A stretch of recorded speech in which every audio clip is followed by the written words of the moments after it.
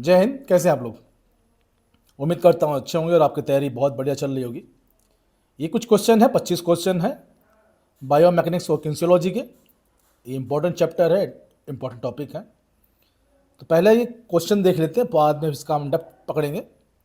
पहला क्वेश्चन, मानव गति विज्ञान किन्सियोलॉजी क्या है? मानव ऑप्शन में है मानव गति का अध्ययन, बी है बायोमैकेनिक्स का अध्ययन, सी हड्डियों का अध्ययन, डी मांसपेशियों का अध्ययन।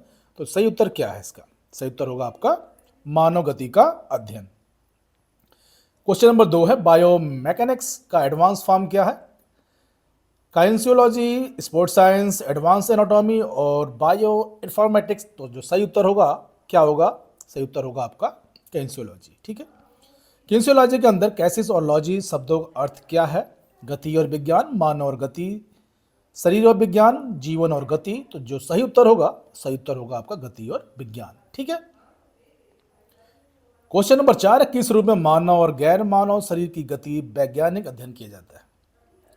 क्वेश्चन नंबर 4 है, किस रूप में मानव और गैर मानव शरीर की गति का वैज्ञानिक अध्ययन जाना जाता है? क्या एनाटॉमी, फिजियोलॉजी, बायोमैकेनिक्स और काइनेसोलॉजी। तो इस जो सही उत्तर होगा आपका काइनेसोलॉजी। ठीक है। क्वेश्चन नंबर 5, किन्सियोलॉजी को अंग्रेजी में क्या कहते हैं? एनाटॉमी, बायोमैकेनिक्स, किन्सियोलॉजी और फिजियो साइकोलॉजी। तो जो सही उत्तर होगा किन्सियोलॉजी। सही उत्तर लगा रखा है। अब क्वेश्चन चलते हैं। क्वेश्चन नंबर 6 है, किन्सियोलॉजी का पिता, फादर ऑफ किन्सियोलॉजी किसे बुलाते हैं? अरस्तु, अल्फोजी, बोरोली, हिपोक्रेट्स और गैलन। जो सही उत्तर होगा वो होगा आपका एरिस्टोटल। ठीक है।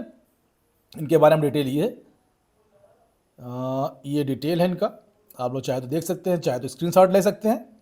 ठीक है। अब चलते हैं, जो सेकेंड ऑप्शन था अल्फोलोजी बोरोली का, जो ये है जियोवानी अल्फोलोजी बोरोली, 28 जनवरी 1608, Naples kingdom of Naples, Italy.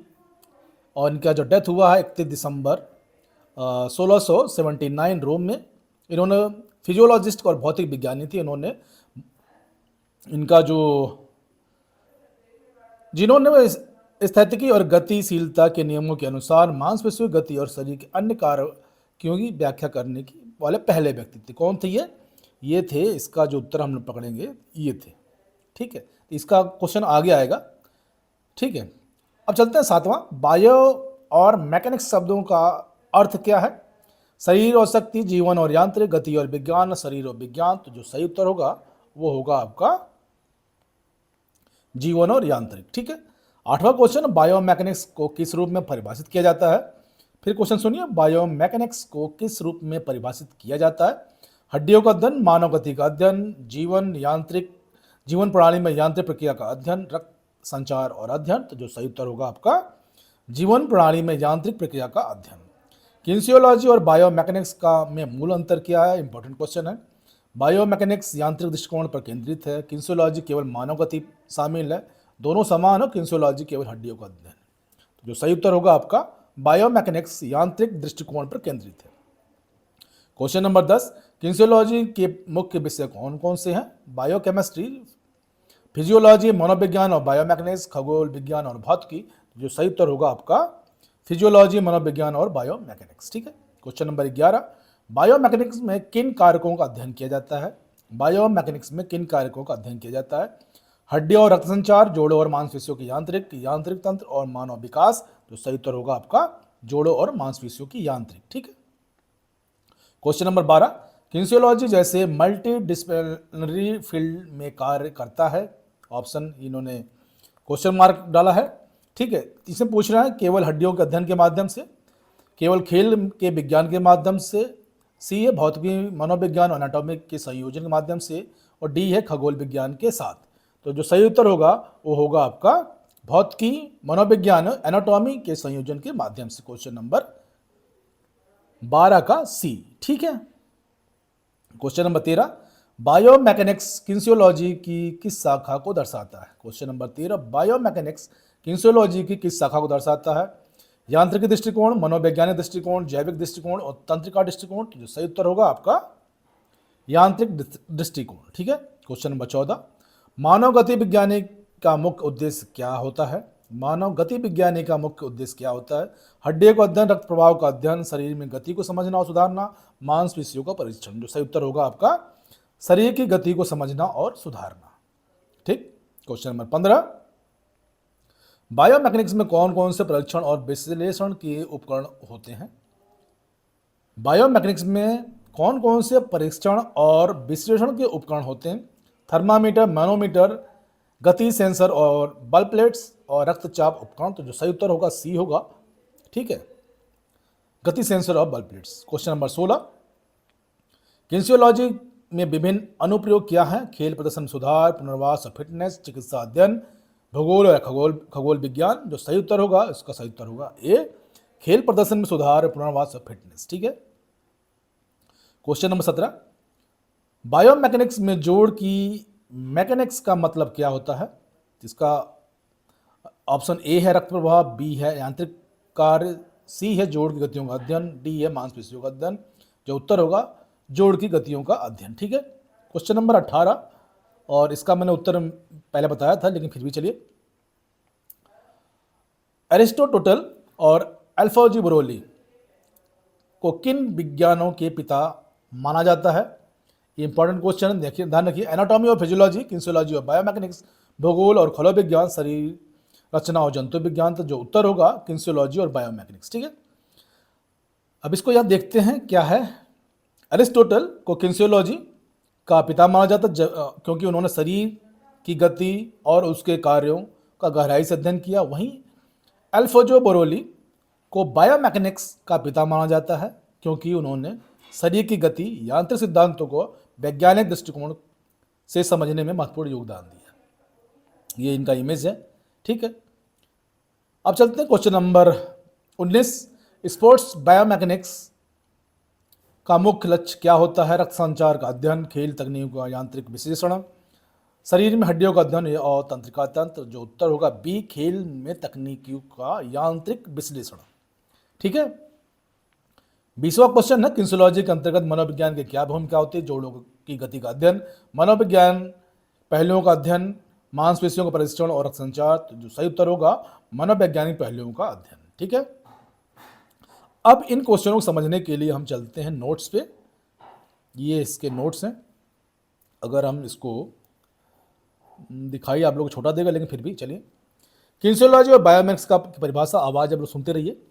Kinesiology को हिंदी में पेशी गति विज्ञान कहा जाता है, जो गति का विज्ञान है। वहीं बायोमैकेनिक्स को जैव यांत्रिक विज्ञान कहा जाता है, जिसे जीवों की गति और मैकेनिक्स का अध्ययन किया जाता है। अब किनेसियोलॉजी का महत्व से देख लीजिए क्या है। किनेसियोलॉजी का अर्थ मानव और गैर मानव शरीर की गतिविधियों के वैज्ञानिक अध्ययन से है। इसमें मूवमेंट और उनके विभिन्न पहलुओं का अध्ययन होता है, जैसे मनोविज्ञान और सामाजिक कारक। किनेसियोलॉजी का अध्ययन, किनेसियोलॉजी का में मानव गतिविधि के अध्ययन के लिए एनाटॉमी, फिजियोलॉजी, मनोविज्ञान और समाजशास्त्र शामिल है। यह एक मल्टी डिसिप्लिनरी क्षेत्र है जिसमें शरीर की गति के विभिन्न पहलुओं का विश्लेषण किया जाता है। बायोमैकेनिक्स की परिभाषा क्या है? बायोमैकेनिक्स को जीवित चीज़ों की यांत्रिक विज्ञान का उपयोग करके गति के अध्ययन के रूप में परिभाषित किया जाता है।